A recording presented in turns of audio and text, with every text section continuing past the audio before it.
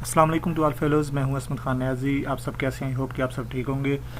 Subjective video current papers के हवाले से थोड़ा बहुत जो समझा सकूंगा समझा लूँगा। आपके सामने फाइल्स है, बहुत इंपॉर्टेंट फाइल्स बनी हुई है। 2-3 वीडियोस बनाऊंगा, थोड़े थोड़े सब्जेक्टिव को सॉल्व करेंगे और बताऊंगा नेक्स्ट पेपर के हवाले से यानी कि पेपर आपका कैसे आएगा और आपने कैसे इसको सॉल्व करना है। इसके एमसीक्यूज़ के हवाले से इस वीडियोस को देखने से पहले आपने जो एमसीक्यूज़ की मैंने वीडियोस बनाई थी वो देख लें, और फिर ये जो सब्जेक्टिव्स के जितनी भी वीडियोस होंगी वो आप देख लें। आपका पेपर जो है वो बहुत अच्छा हो जाएगा और आपने टेंशन वगैरह नहीं लेनी, फ्री होकर देखें, रट्टा वगैरह भी नहीं लगाना। जितना समझ आ जाए, माइंड में आ जाए, उतनी अपनी वर्डिंग में वहाँ पर जाकर लिख दोगे, आपको पूरे मार्क्स मिलेंगे।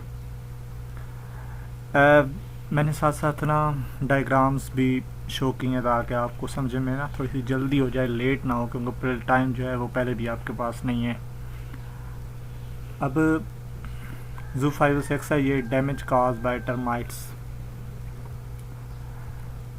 टर्माइट्स से डैमेज, टर्माइट्स जो हैं वो शुगर केन यानी कि गन्ने के पौधे को ये नुकसान पहुंचाते हैं। आप ये सलूशन है एक, ठीक है, और ये जो है आपके सामने किस तरह ये डैमेज करते हैं। Newly planted sets and affect germination, यानी कि गन्ने के प्लांट को ना जब लगाया जाता है वहाँ से ये ना क्योंकि कुछ डैमेज पार्ट होते हैं, इकट्ठा होता है ना गन्ना, तो वहाँ से ये उसी दौरान ये ना अटैक करते हैं और काफ़ी अर्से तक अटैक करते रहते हैं, हत्ता कि प्लांट्स जो है वो गिर जाता है। इसका सोल्यूशन ऊपर भी मैंने नोट किया है और ये भी बताया है। सिम्टम ऑफ डैमेज जो आपको इजी लगे वो आप याद कर लें। Inter through cut ends of, ये क्योंकि गन्ना जो होता है ना कट्स एंड होता है, या कोई और इसको काटा आ जाए, या इसकी जिसको कहते हैं हम आँख, वहाँ से ना ये जो सॉफ्ट पार्ट हो वहाँ से ये अटैक करते हैं, वहाँ से ये इंटर होते हैं बीच में। Feed on the soft tissues, the tunnel is filled with the soil, the termite stack sets shoots cans and also stubbles. Entire shoot dyers up and can be pulled out easily. पूरी जो shoot होती है ना वो Dyer जो होती है खुश्क हो जाती है, बीच में मिट्टी भर जाती है।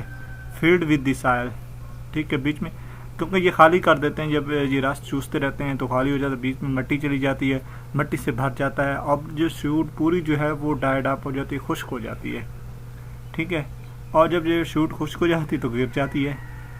दोबारा मैं बताता हूँ कि सॉफ्ट पार्ट से, किसी भी सॉफ्ट पार्ट से ये इंटर हो जाते हैं, फिर अपना अटैक करते रहते हैं, रस को चूस लेते हैं। जब रस नहीं रहती तो बीच में मिट्टी चली जाती है और जो शूट जो पूरी है वो खुश्क हो जाती है और ये गिर जाते हैं। अब ये याद करें, ये लाइंस याद करें, ये आपकी अपनी मर्जी है। टर्माइट्स,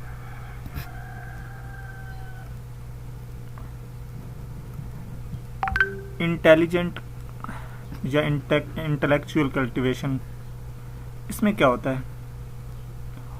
कहते हैं प्रूनिंग टू रिमूव इंजर्ड और disease parts will aid in insect control. होता है कि किसी भी चीज़ का जहाँ पर पेस्ट जो है वो वर्क करते हैं, आते हैं, उनको कंट्रोल करने के लिए तो वो पार्ट ही निकाल देते हैं, रिमूव कर देते हैं, ताकि ना उनके लिए इनहेबिटिंग पार्ट हो, ताकि वो आ भी ना सकें। अब जहाँ पर इन्फेक्टेड पार्ट अब वो तो बार बार आते रहेंगे पेस्ट्स, तो वो पार्ट ही नहीं रहेगा तो वो नहीं आएंगे। तो ये एक बेहतरीन है अमल है जो किया जाता है, इसको इंटेलिजेंट कल्टीवेशन कहते हैं, या कोई फर्टिलाइज़र यूज़ की जाती है। Is well as pruning to remove injured और disease part will aid in insect control. अब एक और है कि enlist the plants who do pollination, ये बहुत इंपॉर्टेंट है, बार बार है कि प्लांट्स बताएं जहाँ पर पोलिनेशन होती है। अब हैंडआउट्स में इनके नाम है Smyrna fig, clovers, melon, tomatoes, beans, peas, तो ये हैं peas and most of the common fruits require the visit of insect before the seed और फ्रूट्स कैन फॉर्म। ये जो नीचे लाइंस हैं आप अपनी वर्ड में लिखना चाहें लिख लेते हैं, लेकिन आपने वो प्लांट्स बताने हैं जिनमें पोलिनेशन होती है, ठीक है। ये तो था ना हैंडआउट्स में। अगर आपको ये याद नहीं होते तो आप ये भी लिख सकते हैं, कोई मसला नहीं है। Okra, bhindi, potato, onion, mustard plant, beet, mango, अल्फाल्फा, एप्रिकोट, स्वीट चेरी, आलमंड। अब गूगल पर सर्च करें कि जिनमें पॉलिनेशन होती है वो बहुत सारे प्लांट्स आपको नज़र आ जाएंगे। जो आपको अमूमन याद रहते हैं वो आप लिख लें, उनकी लिस्ट बना लें। ये बार बार क्वेश्चन आता है तो आप ये लिख सकते हैं, ठीक है। तो ये आसान सा क्वेश्चन है, इतना मुश्किल नहीं है, आप इस पर टाइम ज़ाया ना करें, लाइक जस्ट कुछ प्लांट्स जो है माइंड में रख लें। अब है रेड कॉटन बग, ठीक है। तुमने रेड है कॉटन बग और कॉटन की बग है। तो ये इंसेक्ट क्या है, इसका डैमेज बताना है हमने। नेम्स और अडल्ट, ये हेमी मेटाबॉल है, ठीक है। नेम्स आ गया। Sucking the SAP of the plant का जो सैप है दोनों से स्टेज में, नेम्स में भी और अडल्ट में भी, दोनों नुकसान पहुँचाते हैं।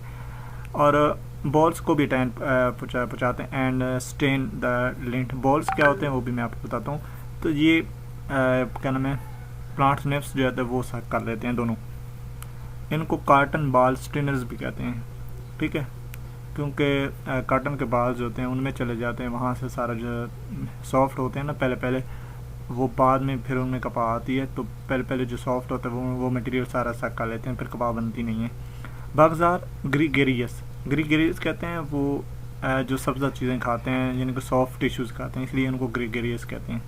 Inhabit attack seeds, lose viability. अब देखें ये कॉटन बग हैं, ये बॉल हैं जिनमें कपाह बनती है, ठीक है।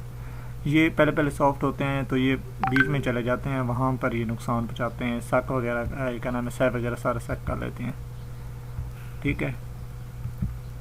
तो अमूम आई होप कि आपको ये याद रहेगी बात। अभी क्या है, what is hopper burn? Hopper burn क्या है? होपर बर्न है जिसमें येलोइंग, ब्रोइंग, ड्राइंग ऑफ प्लांट जो है, जो लीव्स होते हैं अमूमन येलो हो जाते हैं, ब्राउन हो जाते हैं, खुश्क हो जाते हैं, स्कॉच्ड अपीयरेंस हो जाती है। इसको हम हॉपर बर्न कहते हैं, ठीक है। ये बातें याद रखना है, येलो हो जाता है, ब्राउन हो जाता है, ड्राइंग प्लांट हो जाता है और उसकी अपीयरेंस जो होती है स्कॉच्ड हो जाती है, उसको हॉपर बर्न कहते हैं। ये बार बार आ रहा है, ठीक है। ये देख सकते हैं ये प्लांट्स का येलो पार्ट हो गया। अब ये खुश इसमें पानी भी कम नज़र आ रहा है पत्तों में, तो ये बात जो आप माइंड में रखें। अब है कल्टीवेशन और डिस्ट्रक्शन ऑफ वेजिटेबल्स। पहले इंटेलिजेंट कल्टीवेशन तो हमने पढ़ा कि ना वो पार्ट ही हम रिमूव कर देते हैं जहाँ पर पेस्ट आते हैं, ठीक है। अब पहले is well as pruning to remove the injured disease parts will aiding insect control. पहले भी आया है, मैंने बताया कि वो पार्ट ही वो रिमूव कर। डिस्ट्रक्टिव दूसरा जो है डिस्ट्रक्शन ऑफ वेजिटेबल्स, यानी कि वो चीज़ पेस्ट है जिसका कोई हमें फ़ायदा नहीं है, नुकसान है, ठीक है। अब वो जड़ी ब्यूटियाँ वेजिटेबल ट्राश, वो जिन घास वो आती है जो हमारे लिए फ़ायदेमंद ना हो, तो उसको क्लीन कर दिया जाए, ठीक है। तो उसमें ना वेजिटेबल ट्राश में, वीड्स में, वहाँ पर जो पेस्ट हैं वहाँ पर उनकी पनाह गाहें बन जाती हैं। यानी कि एक फील्ड है और एक फील्ड के साथ ऐसी ग्रास मौजूद हैं, जड़ी बूटियाँ मौजूद हैं जहाँ पर ना पेस्ट वहाँ पर रहते हैं। तो अगर हम उनको रिमूव कर दें तो पेस्ट की जो हैबिटिंग है, जहाँ उनके रहने की जगह ही ख़त्म हो जाएगी, तो पेस्ट रह ही नहीं सकेंगे। The destruction of vegetable trash and weeds frequently called clean culture, क्या कहते हैं उसको, clean culture, is also an important factor especially in the control of hibernating insects. Attractants क्या होते हैं? अट्रैक्टेंट्स किस चीज़ को अट्रैक्ट करना। अब इंसेक्ट्स हैं, उनको किसी मटेरियल के थ्रू उनको अट्रैक्ट करके, ठीक है, ताकि ये इस पर आ जाए, ऐसी चीज़ जिस पर कोई चीज़ आए, उसको अट्रैक्टेंट्स कहते हैं। अब केमिकल एजेंट, अब कोई मिसाल दूं अट्रैक्टेंट्स क्या है। देखिए ये जो रैट्स होते हैं, चूहे वगैरह, तो ये पोटैटो खाते हैं, ठीक है, अमरूद खाते हैं, ये इनके लिए अट्रैक्टेंट्स हैं। हम इनको जब इनको कंट्रोल करना हो, मारना, तो हम क्या कहते हैं, अमरूद पर या पोटैटोस पर इनकी पेस्टिसाइड लगा देते हैं, दवाई लगा देते हैं। जब इंसेक्ट्स वहाँ पर खाने आते हैं तो मर जाते हैं। ठीक है, एक अट्रैक्टेंट्स भी स्पेशल मेथड है। अब पढ़ते हैं। A chemical agent usually associated with an insects sexual drive which may be used to attract pests to poison bat or for insect surveys। ये मैंने गूगल से डेफिनेशन ली है, आप इसको ना उससे भी ले सकते हैं, क्या नाम है, हैंड आउट से। ये केमिकल मेथड है जो यूज़ किया गया है, ये आप पिक पे देख रहे हैं। ये इंसेक्ट्स को अट्रैक्ट करता है और ये चीज़ है, ये फ्लाई के लिए, फ्लाई अट्रैक्टेंट्स। हाँ जी, एक सरसाई क्या होता है? A pair of many segmented antenna like structure, short भी हो जाती है, लॉन्ग भी हो सकती है, और एब्डोमेन के एंड में मौजूद हो। कहाँ मौजूद हो? एब्डोमेन के एंड में, उसको हम सरसाई कहते हैं।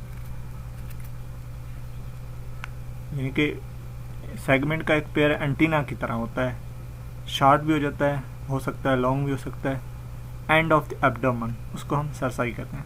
पिक्चर आप नीचे देखेंगे ना, उससे आपको क्लियर समझ आएगी।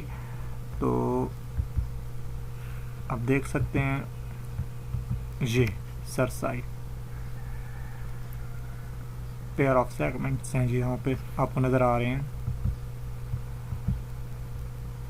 थ्रेशहोल्ड, इकोनॉमिक थ्रेशहोल्ड, एक वो कंडीशन जब ना इकोनॉमिक्स को जो है हालत जो बुरी हो जाए किसी चीज़ के से, किसी के चीज़ से नुकसान से, तो हम उसको कहते हैं इकोनॉमिक थ्रेशहोल्ड। अब पेस्ट डेंसिटी जो है which management action should be taken, जहाँ ऐसी हालत पैदा हो जाए जब पेस्ट जो हैं वो किसी फील्ड को इतना नुकसान पहुँचाएँ कि हमें इसकी बेहद ज़रूरत पड़ जाए कि इसको कंट्रोल किया जाए, इकोनॉमिक हालत को नुकसान पहुंचना शुरू हो जाए, जहां पर हमें एक्शन लेना पड़े, एक स्ट्रिक्ट एक्शन लेना पड़े, तो उसको हम इकोनॉमिक थ्रेशहोल्ड कहते हैं।